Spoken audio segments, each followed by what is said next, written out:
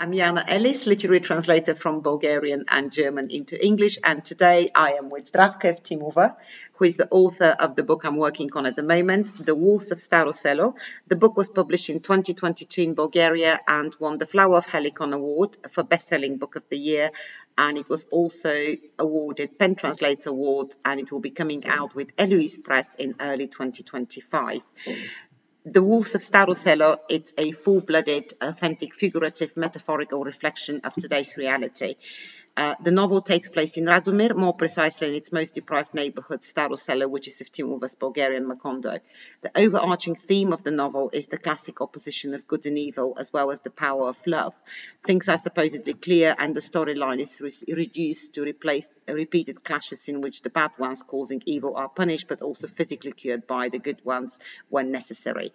What is really striking in the novel, it's not only the images which Zdravko Evtimova paints, but also the female characters which she has created. They are very authentic and believable, and their actions and behavior weave a multidimensional tapestry of day-to-day life. Zdravko and I have chosen to read to you a monologue of one of the characters in the book.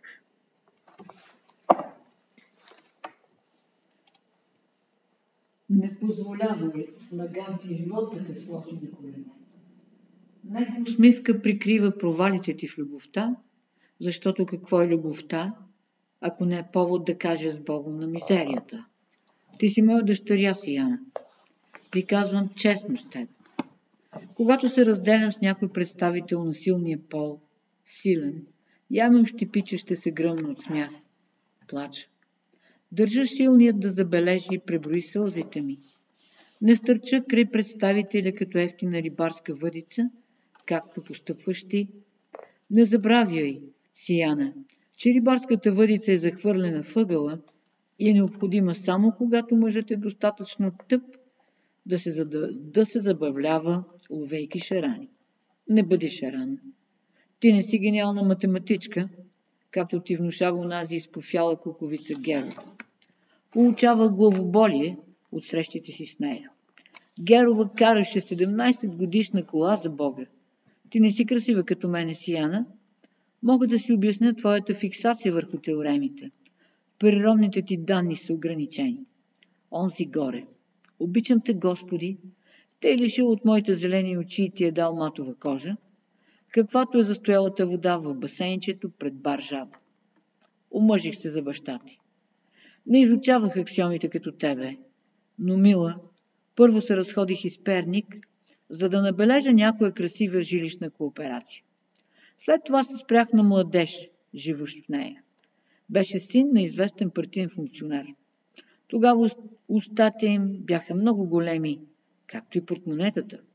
Баща ти разполагаше с частни учителки по математика, по български, по английски и по плуване. 4 частни педагожки на брой.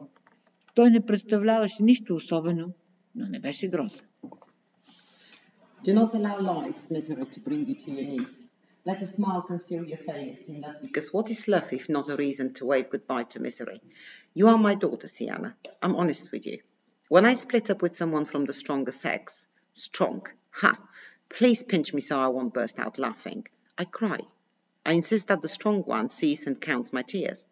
I do not stand before him like a cheap fishing rod like you do, Siana. Do not forget that the fishing rod is thrown into a corner and only picked up when the man is dumb enough to look for fun catching trout.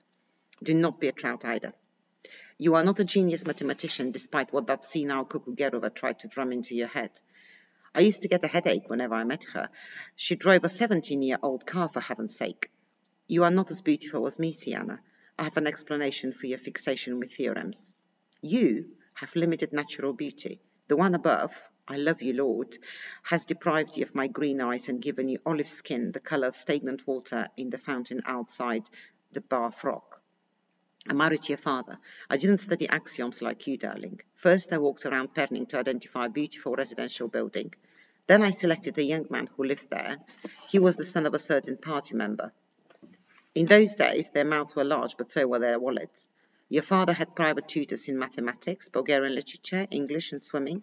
In total, 4 private tutors at his disposal. He was nothing special, but he wasn't ugly either. I hope you enjoyed this excerpt. Thank you so much for listening to us, and enjoy the book when it comes out.